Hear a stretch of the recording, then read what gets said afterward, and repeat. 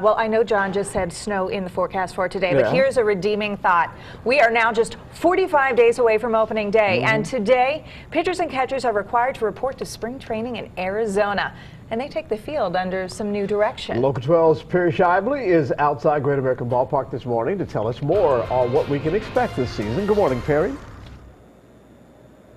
Well, good morning to you, John. You know what? We are thinking of warmer times. Baseball, of course, is coming up, and pitchers and catchers report today in Arizona. And like you said, they do so under new leadership. Bryan Price, brand new first-time manager, is taking over after 4 years as pitching coach. And he says he has a lot of work to do, but he is ready for the job. He said what he thinks he did fairly well as a pitching coach was put the players in the positions they need to be. And he said you need to communicate with your players, you need to talk to them and respect that this is a really hard game to play well on a consistent basis.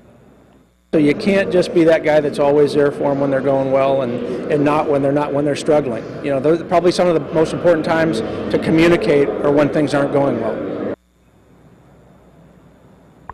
And hopefully that will help this season, and they will have a fantastic season. Everybody looking forward to that. Another thing people are looking forward to is where we are right now. We're inside the Reds Hall of Fame and Museum, inside a brand new exhibit. It's called Kings of the Queen City, and this opens to the public for the very first time this morning at 10 a.m. And basically it highlights the Reds' history, the big moments, and the big players. And right now we're looking inside in a display called the Kings of the Long Ball. Of course, one of the best, Ken Griffey Jr. And you're taking a look at his batting gloves and the bat that he used to hit home runs 500 and 600. Of course, he did that as a Cincinnati Red. 630 total home runs he had over the span of his career. That's in this exhibit, and much, much, much more inside the Reds Hall of Fame and Museum. John, back to you. All right, Perry, thank you. And the first spring training game is February 26th against the Indians.